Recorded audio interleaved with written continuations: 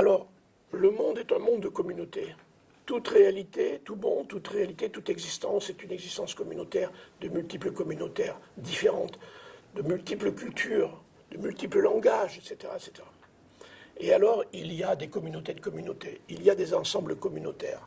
C'est-à-dire que ces communautés, il arrive, quand elles se mettent dans le paradigme de la puissance, de se taper les unes sur les autres, mais ce n'est pas fatal, hein. C'est une possibilité, mais ce n'est pas fatal. Il y a aussi des communautés qui s'assemblent en communautés de communautés. Je parlais de communautés régionales tout à l'heure, de communes, de communautés de communes, on pourra en rajouter puisqu'il y a encore les départements, oui, si ça existe encore, des régions, des nations, l'Europe, etc. Tout ça, il y a des communautés qui sont des ensembles communautaires.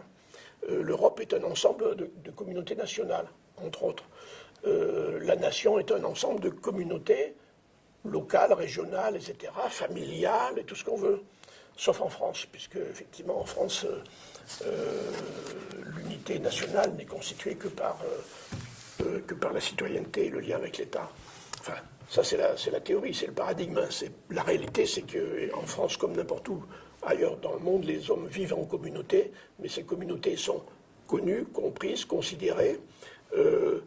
On y travaille, c'est-à-dire c'est vrai que les communautés humaines portent toutes les tares de l'humanité, hein, les puissances, les passions, les violences. Elles portent toutes les schizophrénies de l'humanité qui dit non, nous n'existons pas, non, vous n'existez pas, plutôt exactement en parlant des autres. Vous n'existez pas en tant qu'humain, vous êtes des choses parmi les choses, donc ne cassez pas les pieds avec vos velléités d'avoir une conscience et d'être en quelque sorte maître de quoi que ce soit de votre destin. Ou bien d'autres qui a dit les plans sont faits, c'est écrit, il n'y a qu'à se conformer, et puis vous allez à l'école pour devenir super machin truc, et si vous êtes super machin truc, alors vous serez chargé d'organiser les choses pour le reste de la société civile. Bon. Le cas échéant, je caricature, mais à peine. Hein. Il suffit de voir le poste à la télé, vous entendez lire les livres, tout ça, et dit de plus en plus fort actuellement. Donc ces ensembles communautaires qui font que tous les problèmes politiques, les problèmes économiques, les problèmes d'éducation et tous les problèmes existants de développement d'entreprise sont des problèmes qui ont une complexité nouvelle qu'on n'a pas forcément pris le temps de comprendre, surtout dans notre pays, qui a dit que ça n'existait pas, que ça ne devait pas exister, c'est que effectivement les communautés, les ensembles communautaires sont complexes. Donc on peut parfaitement traiter de la question du politique dans des communes, à l'échelle d'une commune. On peut traiter la question du politique à l'échelle d'une région où il y a beaucoup de communes. Mais l'un n'élimine pas l'autre. C'est comme une personne. Dans une communauté, il y a un ensemble de personnes qui sont toutes uniques et toutes différentes, et pourtant ça forme une communauté, depuis que le monde est monde. Et ça n'a jamais été troublé personne qu'une communauté soit toujours une communauté de différence.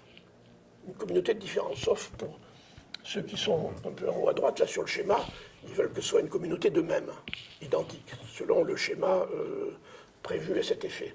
Et en bas aussi, hein, puisque bon, les lois s'appliquent à tout, bon, s'il y a des différences, elles ne sont qu'accessoires, elles ne peuvent pas être essentielles.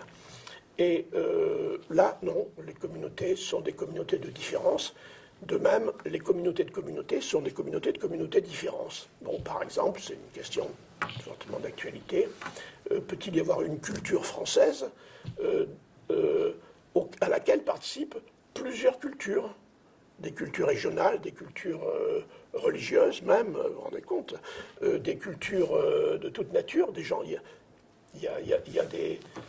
Je me souviens d'avoir travaillé une fois à Roubaix, il y avait 121 nationalités. Alors, comment c'est possible de faire une communauté de 120 nationalités? Ben, c'est tout à fait possible. C'est une communauté de communautés. C'est banal, c'est courant. Simplement, c'est une certaine complexité qui n'est pas du tout la même que celle des États-nations, où on prend une carte, on trace un trait, là il y a l'intérieur, là il y a l'extérieur. Alors on est ou à l'intérieur ou à l'extérieur, mais pas... Dans les communautés, c'est pas comme ça, parce qu'on peut être d'une communauté, qui est parisienne, on peut être parisien, de la communauté parisienne, et puis être en train de mener sa vie au Japon. L'espace ne définit pas forcément ce qu'est une communauté. Une communauté, c'est une communauté de liens, de sens, etc. etc. Et au Japon, il y a des Japonais qui viennent ici et qui sont et français et japonais. Tiens, il y a un Albanais qui était français et albanais en même temps. Alors, comment, c'est pas possible, c'est soit l'un, soit l'autre, quoi. Il faut savoir. Alors bon, on n'a pas très bien, on a dit bon, 3 mois après on verra. Mais on ne sait pas traiter ces questions-là parce que c'est des phénomènes classiques et qu'on n'a pas voulu traiter. Alors, ça ne veut pas dire qu'ailleurs on ne les a pas traités, si, mais bon, voilà. Alors les ensembles communautaires, c'est vrai, l'Europe, si l'Europe est une communauté, alors il peut y avoir un bien commun. Et ce bien commun se discute entre les membres de la communauté. Mais si ce n'est pas une communauté, si c'est un ensemble d'appareils, de lois, de je sais pas quoi, de trucs, de règles, etc., alors il n'y a qu'à appliquer la règle. Voilà. C'est ce qui se passe aujourd'hui. Il y a des lois, des conventions, mais la communauté, l'esprit commun, où est la loi qui dit que... Bon, elle est nulle part. Alors effectivement, la théorie économique qui dit il n'y a d'économie communautaire, dit qu'il n'y a de monnaie que communautaire. Donc une monnaie comme l'euro ne peut exister valablement que s'il y a une communauté. Et une communauté, donc un bien commun, donc politiquement, qui existe politiquement, d'après ce que je disais tout à l'heure, hein, le politique c'est une communauté, pas de politique c'est une communauté. Alors on peut dire, ah ben oui, mais c'est simplement la participation à un système mondial, financier, machin, un truc comme ça. C'est un peu le paradigme systémique qui a prévalu, et bien entendu, le paradigme systémique consiste à dire, c'est les lois de la nature qui connaissent, donc tout le monde se trouve plus ou moins dépossédé de tout là-dedans, sauf les petits malins, qui disent, bon, ben, le système, oui, on s'adapte, etc., mais enfin, quand même, on va prendre un petit truc de côté, là. Il y a des malins qui s'en tirent. Mais voilà, s'il n'y a pas de communauté qui travaille, qui se connaît, qui travaille à son bien commun, à sa progression, à évaluer les choses en commun selon des valeurs communes et à mesurer la valeur selon des valeurs communes, alors on est dans le bazar dans lequel on est. Voilà, ce qui s'appelle une crise parce qu'il y a une incohérence entre l'humanité, la communauté et l'économie. Alors, voilà quelques éléments sur les communautés. Il y a 1000 choses, parce que chaque communauté est un ensemble de sens, au fond, mais un ensemble dans lequel il y a le pire et le meilleur. Chaque communauté porte en son âme profonde, spirituelle, si on veut, le pire et le meilleur dans sa spécialité. Alors, elle peut trouver le meilleur, chercher le sens du bien commun dans une communauté, c'est important. C'est important pour elle-même, c'est important pour les autres. Parce que c'est intéressant aussi de considérer les autres communautés par le sens du bien commun qui leur est propre. Quel est leur potentiel, quelle est leur vocation, quelle est leur meilleure humanité. Ça serait intéressant plutôt que de chercher quel est leur tard, quelle est leur malignité, ou quelles sont, voilà, ou d'identifier leur identité à telle ou telle période, ou tel processus ou phénomène. En fait, rechercher le sens du bien commun de chaque communauté, c'est important, puisque non seulement c'est comme ça que cette communauté va pouvoir développer son sens du bien commun, faire progresser l'homme, progresser l'accomplissement de l'homme en elle-même, dans sa culture elle-même, mais c'est aussi, lorsqu'une communauté est dans le sens de son bien commun, qu'elle peut participer avec d'autres communautés à un ensemble communautaire. Les communautés qui ne sont pas dans leur meilleur sens, dans les meilleurs jours, sont des communautés qui ont peur, c'est des communautés qui ne voient pas l'intérêt d'être avec les autres, sauf s'il y a un petit coup à traiter, une alliance de circonstances à traiter, un intérêt... bon. Et si les communautés sont prises dans leur sens du bien commun, d'ailleurs elles sont mieux considérées et plus d'estime de soi, hein. Je pense à grande échelle, y compris dans notre pays, la France, la question de l'estime de soi de la communauté nationale n'est pas rien comme question. Et c'est vrai pour tous les pays du monde, surtout en période de crise aujourd'hui. Donc, contribuer à considérer le bien, le meilleur de chaque communauté à toutes les échelles serait une œuvre de salubrité publique ici. Et une des conditions, il y en a d'autres, mais une des conditions pour que les communautés forment des communautés de communautés, à toutes les échelles. à toutes les échelles, et donc que les personnes puissent être d'une communauté tout en participant à une communauté plus large. Je peux partie d'une communauté familiale, ça ne m'empêche pas de prendre des responsabilités dans la commune ou des responsabilités internationales ou dans je ne sais trop quoi. Donc, effectivement, cette capacité non seulement de choisir, mais d'évoluer dans plusieurs communautés, ou de s'engager dans plusieurs communautés, fait partie des potentiels humains qui dépendent aussi d'une question de degré de maturité. Plus on est dans un stade, je dirais, pour prendre ce schéma-là, archaïque, sous le régime des pulsions, plus on est recroquevillé dans sa bulle affective, et plus tout ce qui bouge autour est terrifiant. D'ailleurs, c'est le fondement du terrorisme, hein, c'est de ficher la trouille grâce aux relais qui vont amplifier effectivement les affects de terrorisme. On a des exemples aujourd'hui où il y en a qui ont tellement bien compris ça qu'ils savent qu'il n'y a même plus besoin d'exercer la terreur. Il suffit de la filmer, de la balancer sur les réseaux sociaux et la télévision pour être sûr que ça va foutre la trouille du monde entier, même si ça ne correspond à rien du tout. Donc la mise en scène suffit. Bon. À l'âge archaïque, les communautés de communautés, c'est pas possible. Sauf si c'est une domination, on bouffe l'autre, on le dévore, et donc on l'a absorbé, il n'y a pas de communauté il n'y a qu'une communauté, l'autre a disparu.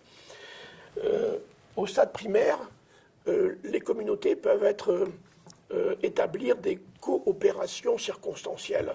C'est-à-dire on peut s'arranger, on peut échanger de l'énergie contre ceci, cela, on peut faire du troc, échanger un certain nombre de choses, avoir une économie primaire, mais on ne forme pas une communauté. Plus exactement, on peut avoir une communauté d'intérêt local, mais pas une communauté de devenir, une communauté de fonctionnement, de vivre ensemble, comme on dit, une couche de vivre ensemble, hein, puisque ça se mesure au kilo, comme le pain, le sel, il y a le vivre ensemble aussi.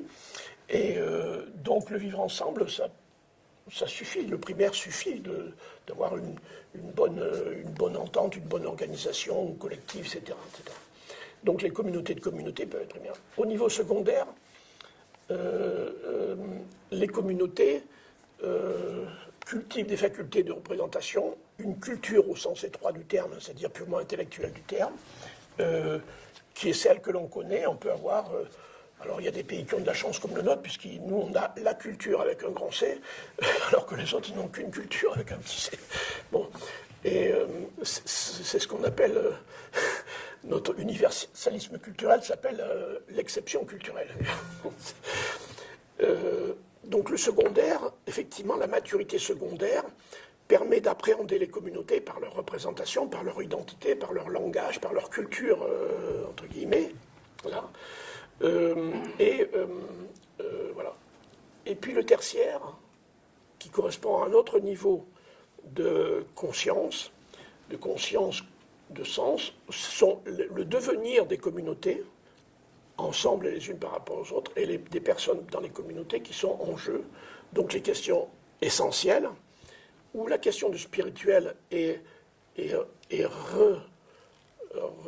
réinvestie autrement. Enfin, le spirituel, on peut très bien considérer que le spirituel, c'est des pulsions archaïques, ou c'est des arrangements de fonctionnement rituels, ou c'est des représentations, des idées, des visions, des machins comme ça, ou bien c'est effectivement des questions d'esprit où se joue le devenir de l'homme et la liberté intrinsèque de l'homme. Donc la question de chaque communauté, la question des communautés de communautés se joue au travers de ces niveaux de maturité importants, et effectivement on a beau jeu de renvoyer dans l'archaïque, effectivement, des communautés qu'on empêche de grandir, ou on prétend qu'elles ne peuvent pas grandir, etc., etc. Après, on dit « Ah, c'est des sauvages ». Je vous l'avais bien dit, puisque on leur a interdit d'accéder à la civilisation, et vous voyez, bon. Donc c'est un jeu qu'on sait bien jouer. Voilà, alors, une infinité de choses à dire sur les communautés, mais l'homme, comme maître, qui existent et qui n'existent que dans des communautés et qui existent affectivement, corporellement, etc., et mentalement, dans des communautés, dans des mondes qui sont de la même consistance. C'est pour ça que nous partageons les affects communs, nous partageons l'existence physique et les choses physiques en commun, les cohabitations, nous partageons nos représentations dans nos cultures et nous partageons éventuellement le sens et la liberté de sens du devenir commun. Je termine là-dessus pour dire que la crise de civilisation dans laquelle nous sommes au niveau du monde, c'est le passage du secondaire au tertiaire. C'est pour ça que c'est à la fois très difficile, parce que quand on croyait qu'à l'étage secondaire, on était arrivé au sommet de l'humanité, etc., et qu'on s'aperçoit que pas du tout, qu'on ne maîtrisait pas vraiment les choses, et qu'un bon plan, une belle loi ne suffisait pas à faire le bien de l'humanité, eh bien, on a peur. Alors, on se crispe sur les représentations, ou bien on régresse. Ce n'est pas la peine de se casser la tête à raisonner, à construire des choses intellectuelles comme ça. Il n'y a qu'à venir aux choses où on régresse dans l'archaïque. On est à ce stade-là. Mais le tertiaire, on ne le connaît pas encore historiquement. On le connaît parce qu'il fait partie de l'humanité, il y a plein de signes et d'indicateurs là-dessus. Mais le tertiaire, l'âge tertiaire, à l'échelle du monde et de l'humanité, ça, on n'a jamais vu ça. Et pour cela, il faut un paradigme qui n'est pas les autres paradigmes. Le paradigme, la raison idéale, il va jusqu'au niveau secondaire, pas plus loin. Et c'est d'ailleurs pour ça que l'Occident est en crise, parce que son idéal n'était pas du tout, contrairement à ce qu'il prétendait, le sommet du développement humain, mais n'était qu'une étape du développement humain, et il n'a pas envie de se remettre en question. Surtout ceux qui ont été construits et sélectionnés selon ces critères-là. Je crois qu'il y en a en France, et la France a beaucoup donné sur cette conception des élites dans la capacité mentale de rationalisation mentale, et donc apprendre tout d'un coup que ce qui était le sommet de l'universel est relatif, n'est pas si universel que ça, parce qu'il y a encore d'autres choses, et que dans cette autre chose, dans ce monde tertiaire, il y a une infinité de communautés qui ont toute leur culture et qui peuvent être toutes supérieures à l'universalisme qu'on croyait posséder, alors que nous n'étions qu'une culture singulière avec ses qualités et ses défauts. Alors ça, c'est une crise, c'est difficile à avaler, pas forcément pour les Français, mais pour ceux qui sont complètement identifiés à cette construction intellectuelle de la nation et de... Voilà.